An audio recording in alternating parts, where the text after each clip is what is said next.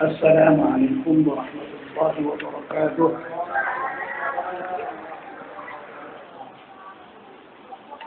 Bismillahirrahmanirrahim. Alhamdulillahi rabbil alamin.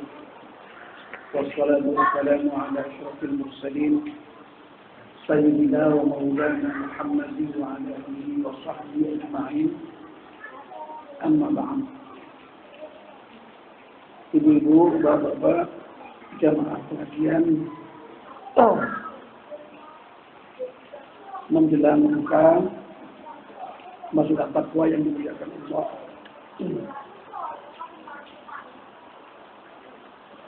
Alhamdulillah, kita panjatkan syukur pada Allah Subhanahu wa taala bahwa sore hari ini meskipun hujan, kita masih diberi kesempatan untuk bisa hadir di masjid yang kita cintai ini untuk melaksanakan aktivitas rutin kita selama bulan Ramadan ini, yakni mengaji menjelang buka. Semoga kedatangan kita untuk ngaji dan insya Allah nanti kita lanjutkan dengan melaksanakan salat maghrib berjamaah diterima oleh Allah Subhanahu wa taala sebagai amal ibadah kita, dan mudah-mudahan ini semua menambah kualitas ibadah kita di dalam menjalankan puasa di bulan Ramadan ini. Sore ini yang seharusnya mengisi adalah Pak Musahidi, tapi Pak Musahidi ada halangan karena sedang di Jakarta, dan saya baru tahu sore ini tadi, sehingga ya terpaksa untuk kesekian kalinya saya menyampaikan.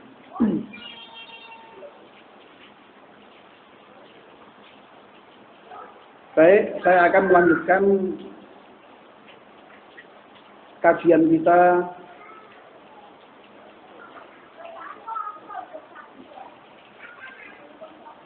yang sudah kita mulai kemarin pada tanggal pertama dan kedua Ramadan, yakni kajian kitab Nasaihul Ibad. Kita masih ada di makalah yang pertama, yaitu makalah yang menyatakan bahwa ada dua hal yang tidak ada yang lebih baik, lebih utama dari dua hal itu, yaitu yang pertama iman kepada Allah, dan yang kedua memberikan manfaat kepada orang Muslim.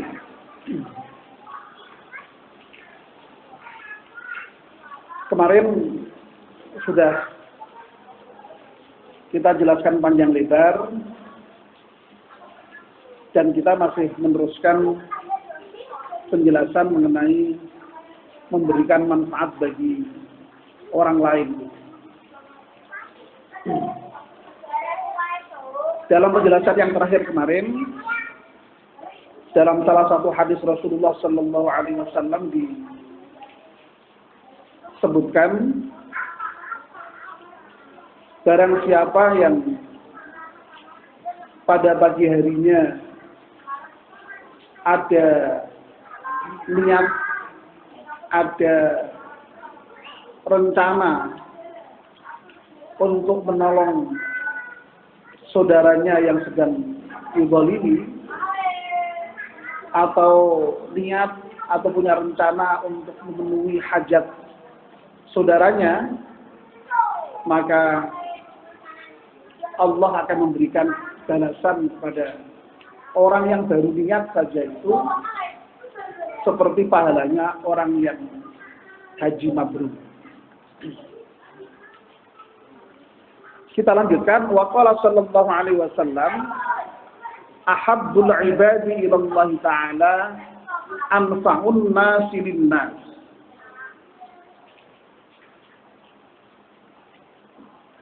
Orang yang paling dicintai oleh Allah itu adalah orang yang paling banyak memberikan manfaat kepada manusia yang lain. Sekali lagi, memberikan manfaat ini dimensinya sangat luas. Kemarin sudah kita jelaskan, bisa dengan lisannya, bisa dengan kekuasaannya, bisa dengan hartanya, dan bisa juga dengan badannya.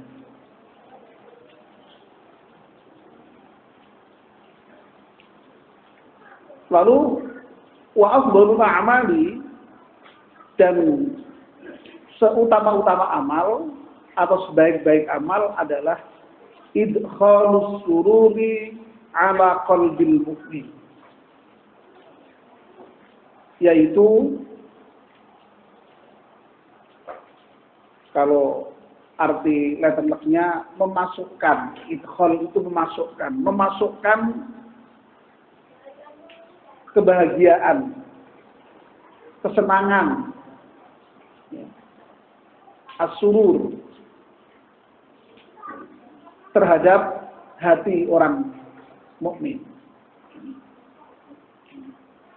Jadi apa saja dari ucapan kita, perbuatan kita yang kemudian bisa memberikan rasa bahagia, rasa senang bagi saudara-saudara kita, itu oleh Rasulullah SAW dinyatakan sebagai sebaik-baik amal manusia.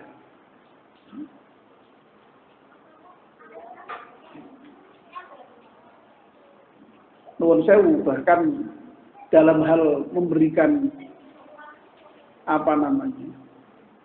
kesenangan pada orang lain itu, kalau kemarin kita sebut ucapan, perbuatan, harta, tidak usah sampai segitu, baru senyum saja itu. Senyum saja menunjukkan wajah kita yang kalau orang Jawa bilang wajah sing ajer betul, yang sumringah, yang menyenangkan aja itu sudah dianggap sedekah, dan itu menyenangkan bagi orang muslim yang lain.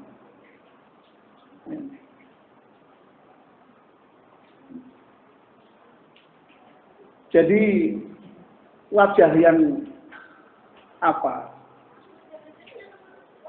sumringah, senyum, itu bagi saudara kita sudah sangat berarti, menyenangkan.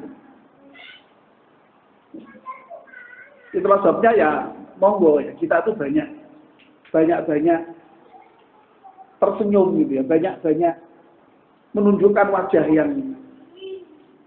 yang tadi ajer, wajah yang sumringah gitu. Janganlah kita itu punya wajah hanya satu kemudian ditekuk terus-menerus gitu ya. Kan ada orang yang kesannya itu wajah itu seperti tekuk itu ya.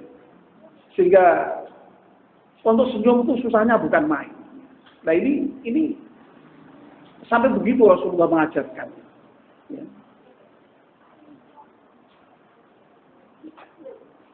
Nah, memberikan kebahagiaan kepada orang mukmin itu di sini diberikan penjelasan bisa dalam bentuk yatrudu. Kalau nggak pakai kacamata nggak bisa. Yatradu anhu ju'an. Bisa menghilangkan kelaparan. Kalau ada saudara kita yang memang kekurangan, kelaparan, kita memberikan makan padanya. Itu sangat membahagiakan, sangat menyenangkan.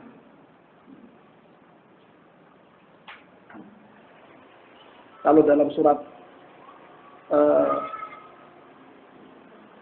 Ar-Ra'aital Ladzi itu ya, surat Al-Ma'un itu dibahasakan dengan ta'amil miskin, memberikan makan kepada orang miskin. Ini amal yang luar biasa itu. Ya. Bahkan malahan dalam surat itu dianggap sebagai ukuran seseorang itu imannya benar atau tidak. Karena kalau orang yang tidak mau memberi makan kepada orang yang kelaparan, orang miskin itu dianggap mendustakan agama. Lalu yang berikutnya, aw yakshifu anhu karban,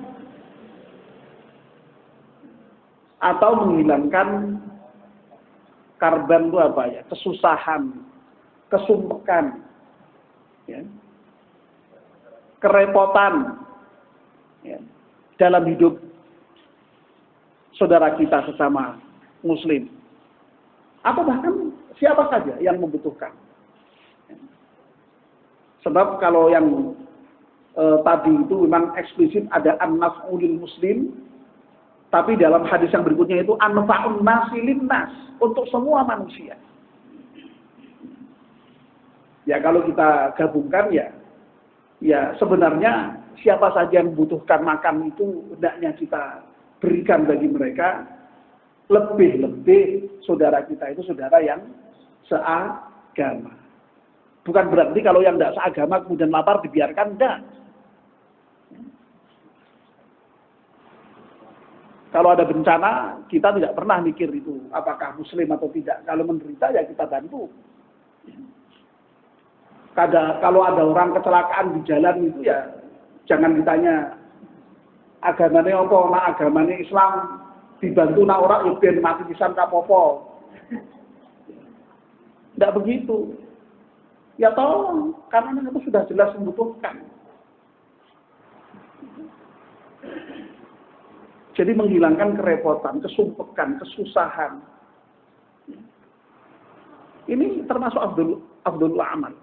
Sebagai amal kata Rasulullah. Termasuk bagian dari tadi. Membahagiakan atau menyenangkan hati orang mukmin tadi. Bahkan, nah ini yang barangkali mungkin agak susah ini. Ya. Au yaqdi lahu dainan. Atau kalau perlu sampai membayar hutangnya. Insyaallah. Itulah ya, memang itulah Islam. Ya. Islam itu betapa. Ya. Jadi kalau kita itu kaya, justru wajib zakat. Tapi kalau kita miskin, ya, berhak di zakati. Berhak, bukan wajib, berhak di zakati. Kalau zakat itu wajib, kalau menerima hak. Jadi boleh tidak mau menerima zakat itu. Ya. Saya sudah berkali-kali menyatakan terkait dengan hutang ini, dalam konsep Islam, orang memberikan hutang pada orang lain itu pahalanya luar biasa besar. Memberikan hutang. Karena apa? Kalau orang sekedar memberi sedekah, yang diberi sedekah itu belum tentu butuh kok.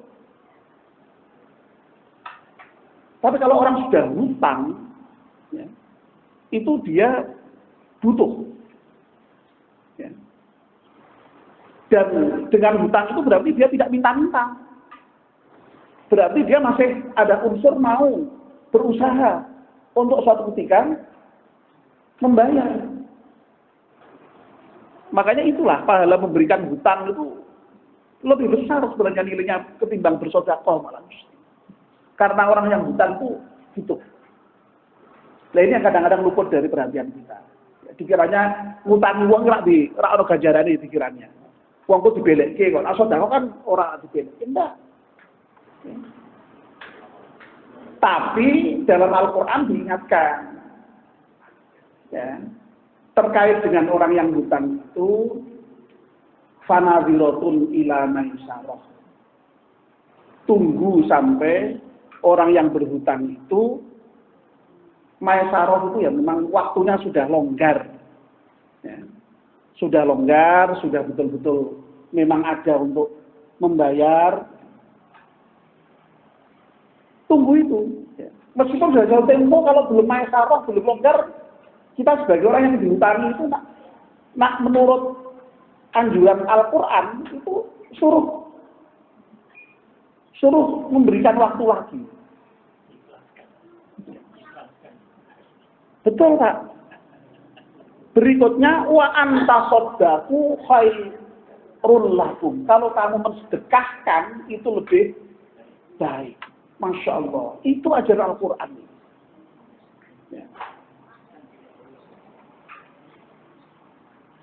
Ini perintah bagi yang menghutangi. Nah, lagi-lagi saya bercerita, ini hebatnya Islam. Islam itu dalam setiap ajarannya, itu selalu punya metode yang berbeda. Jadi empantapan, orang nggone dewi-dewi. Jadi bagi orang yang menghutangi, perintahnya tunggu sampai longgar. Bahkan kalau perlu, sedekahkan lebih baik.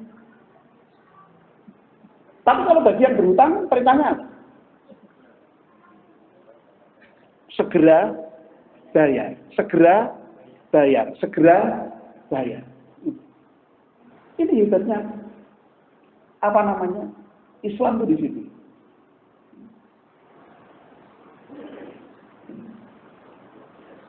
Kalau kita dalam posisi orang yang berada, perintahnya, kalau ada orang minta beri, titik.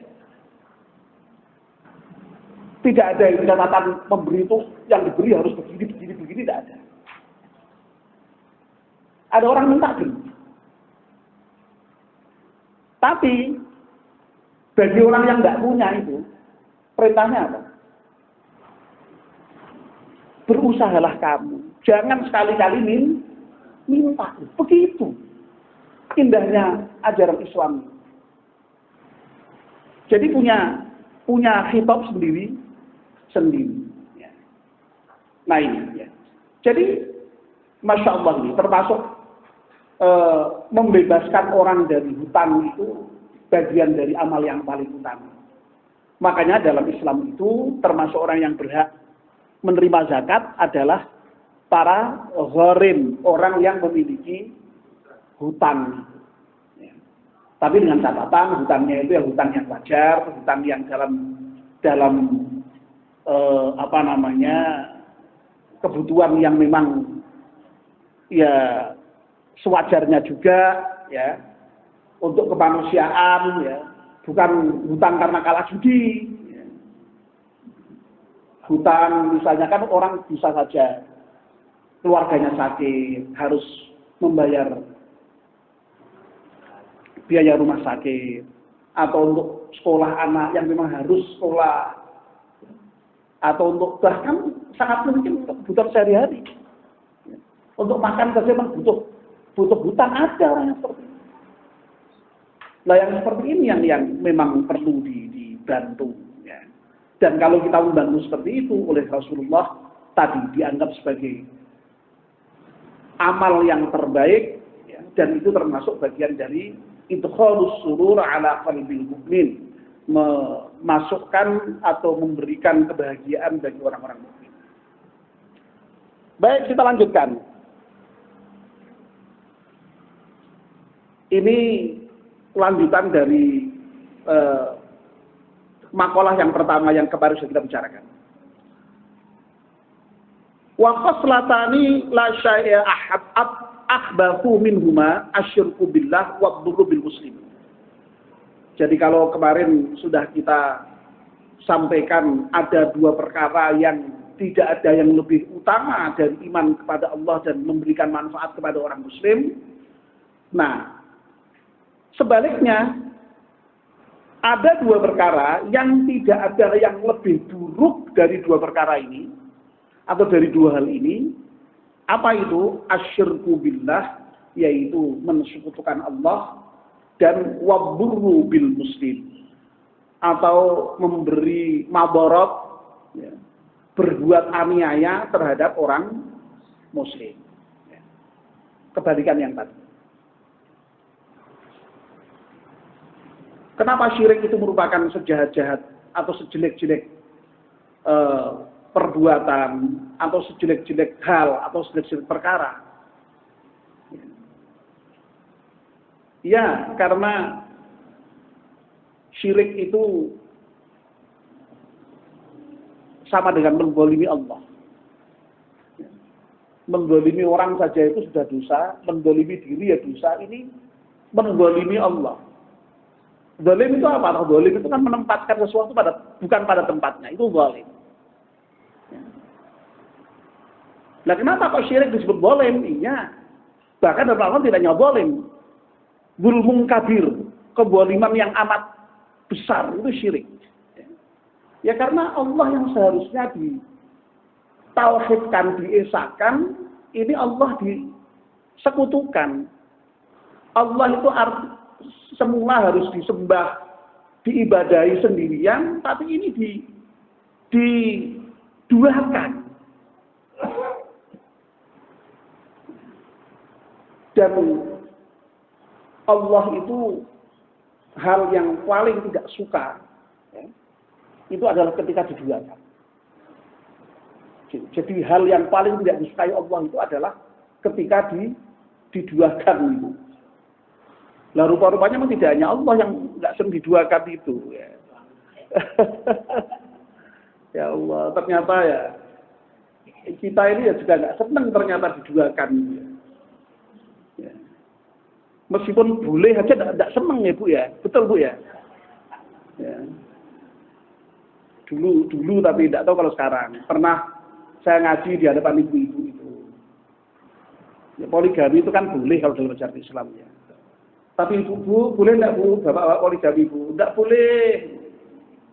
Enggak boleh. Lah kenapa kok enggak boleh Bu? Enggak boleh toh masuk poligami kemudian mesti kawinnya dengan yang muda, yang lebih cantik, yang lebih ya tersinggung lah Ibu ya. Lah emangnya saya ini apa? Habis manis apa dibuang? Alasannya begitu. Nah terus kalau misalnya mencontoh Rasulullah Bu, kawin dengan yang sudah tua-tua, boleh enggak Bu? Enggak boleh juga. Kalau enggak boleh kabeh betul. Lah kenapa lho?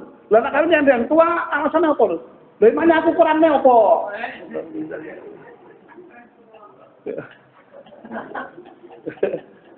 Jadi pokoknya intinya tidak Bu, tidak senang dimadu. Nah ini apalagi Allah. Allah itu lebih tidak suka lagi dimadu, diduakan, disyirikkan. Itu ya. Makanya Islam itu intinya tauhid. Tauhid yang mengisahkan Allah itu. Allah itu harus satu-satunya. Ya. Satu-satunya, tidak boleh disaingi. Tidak boleh disaingi. Nah, yang kedua, ad-durru bil muslim, menganiaya orang muslim. Membuat mudarat kepada orang muslim. Nah, membuat mudarat ini bisa fi abdanihim, terhadap badannya. Makanya kita tidak boleh itu yang namanya sekedar mencubit saja tidak boleh itu. Menyakiti tidak boleh itu. Lebih-lebih di bulan Ramadan, lebih-lebih ya. Tapi bukan berarti kok kemudian di bulan yang lain tidak boleh. Enggak, sama saja tidak boleh menyakiti. Ya. Apalagi badannya. Ya semua sebenarnya perasaannya. Ya. Tidak boleh itu. Makanya sampai Nabi mengatakan barang siapa yang tetangganya tidak merasa aman dari gangguannya, baik gangguan lisan maupun gangguan tangannya, itu tidak dinyatakan beriman. Bukan orang yang beriman di antara kamu kalau tetanggamu tidak merasa aman dari gangguanmu. Baik itu gangguan lisan maupun gangguan tangan. Itu yang disebut dengan kekerasan sebenarnya. Ya. Jadi yang namanya kekerasan itu tidak hanya sifatnya dengan apa namanya, dengan perbuatan memukul, menonjok, ya, menendang, menusuk, tidak hanya itu. Ya. Verbal kan bisa, ya. Mengumpat, misui, menghardik, itu sudah kekerasan sebenarnya itu. Dan itu sudah memaborotkan orang lain. Ya. Bahkan malam kadang-kadang nuwun sewu Bu ya, kalau dilukai secara fisik paling gampang sembuhnya Bu ya. Tapi kalau dilukai secara psikis, hanya dengan ungkapan kata-kata saja itu orang bisa terluka seumur hidup itu. Menyembuhkannya sakit luar biasa itu. Nah ini yang luar biasa, makanya ya menjaga lisan itu luar biasa dalam Islam itu. Diperintahkan betul itu, jangan sampai lisan kita itu gampang menyakiti orang lain. Ya. Wa amwalihim. Ya. Juga membuat maborot itu tidak boleh juga terkait dengan hartanya. Jadi yang namanya diri dan harta itu dilindungi dalam Islam. Tidak boleh dibuat main-main. Ya. Menyakiti badan tidak boleh, memaborotkan harta juga tidak boleh. Karena memang yang namanya Islam itu sangat menjaga harta. Ya. Hifdzul mal dalam Islam itu menjadi bagian dari asas hukum yang 5 itu. Dulu pernah saya sampaikan itu ada hifdzuddin, menjaga agama, ada hifdzun nafas, menjaga jiwa, ada hifdzul akal, menjaga akal, lalu kemudian hifdzun nasl, menjaga keturunan, dan salah satunya adalah menjaga harta. Jadi harta itu tidak bisa dimaborotkan. Dengan cara apa ya? Macam-macam. Diambil tanpa hak, dicuri, ya, ditipu, ya, macam-macam. Ya. Nah, Bapak dan Ibu, pengarang kitab ini kemudian dari 2 pernyataan Rasulullah tadi itu kemudian memberikan kesimpulan begini. Fa inna jami'a awamirillahi ta'ala tarji'u ila khoslatayn. Sesungguhnya semua apa yang diperintahkan Allah itu kembali kepada 2 hal. Apa 2 hal itu? Yang pertama adalah at-ta'zimi lillah, mengagungkan Allah Subhanahu wa taala, dan asy-syafaqati li khalqi, berbuat belas kasih dengan sesama, dengan makhluknya Allah Subhanahu wa taala. Jadi sebenarnya ini ajaran Islam ya 2 ini sebenarnya. Mengagungkan Allah dan belas kasih dengan sesama. Ini intinya. Ya. Kalau dalam bahasa lain yang lebih apa namanya? Kita sering dengar hablum minallah dan hablum minan nas. Itu lebih sering kita dengar. Misalnya dalam Islam itu ajarannya kan dalam Al-Quran ini diteruskan kaqaulihi ta'ala, seperti dawuhnya Allah Subhanahu wa taala, aqimus sholata wa atuz zakah. Jadi 2 hal, dirikan sholat dan bayar zakat. Mendirikan sholat itu adalah simbol dari ta'zim kita kepada Allah. Hablum minallah, hubungan kita kepada Allah. Wa atuz zakah ini merupakan simbol dari hubungan kita kepada sesama manusia. Belas kasih dengan sesama manusia. Lalu dalam ayat yang lain, usykurli wali walidayk. Hendaknya kamu bersyukur kepadaku, kepada Allah, dan kepada kedua orang tuamu, kepada orang tua kalian. Lagi-lagi ya 2, kepada Allah dan kepada manusia. Bahkan bapak-bapak, menurut saya, sebenarnya dalam ibadah, kalau tadi kan sholat itu seakan-akan mewakili yang hablum minallah, ta'zim kepada Allah. Tapi kalau kita perhatikan sungguh-sungguh begitu, dalam sholat yang kayaknya itu merupakan ibadah yang paling individual kepada Allah sekalipun, itu ya tetap ada unsur hablum minan nas. Coba kita perhatikan, sholat itu adalah sebuah ibadah yang dimulai dengan takbiratul ihram. Ketika orang menyatakan takbiratul ihram, Allahu Akbar, Allah Maha Besar, itu pada saat itu seakan-akan kita harus mengatakan yang lain itu kecil. Sehingga harusnya ya seluruh perhatian kita hanya kepada Allah. Ya, makanan ya nanti, istri ya nanti, suami nanti, anak ya nanti, tamu ya nanti, harusnya begitu. Ketika sudah Allahu Akbar. Tapi coba bayangkan itu, sholat itu ternyata diakhiri dengan salam. Salam itu bagaimana bunyinya? Assalamualaikum warahmatullahi wabarakatuh ke kanan. Assalamualaikum warahmatullahi wabarakatuh ke kiri. Masya Allah. Coba ya. Kita mendoakan salam itu maknanya ya, keselamatan, kesejahteraan, kedamaian.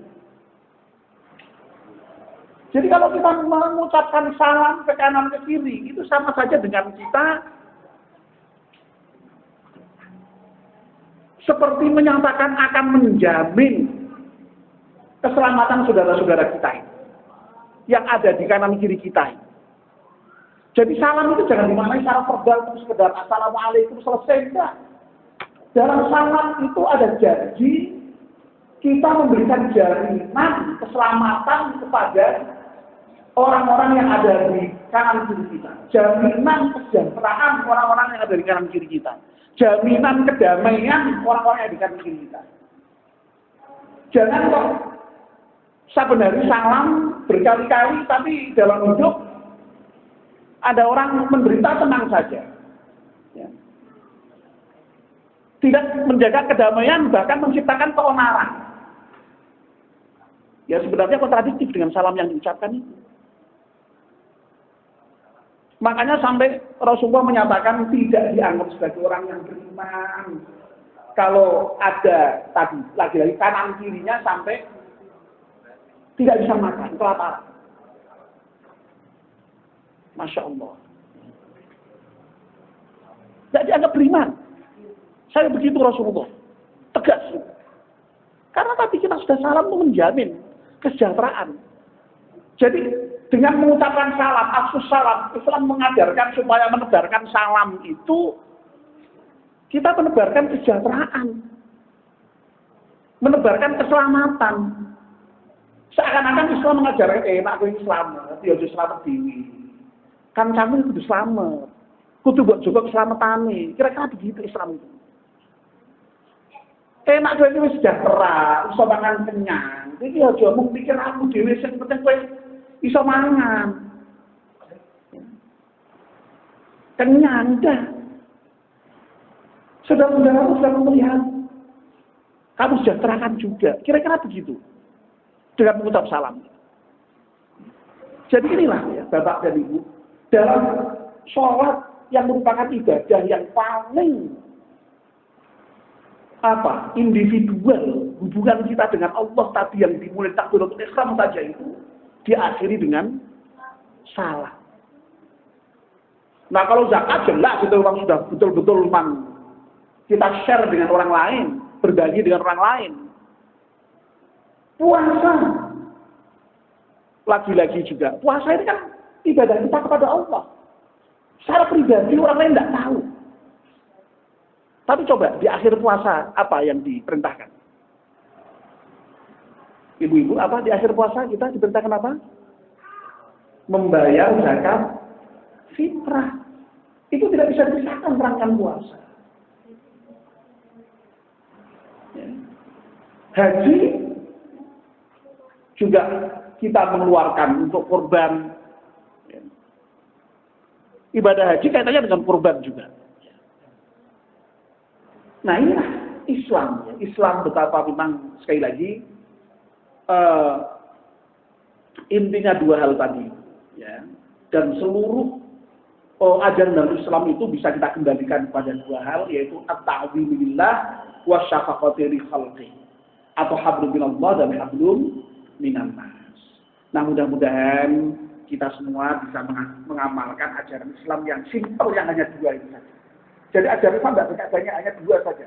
Hablu minallah dan hablu minannas. Dua-duanya baik, insya Allah baik.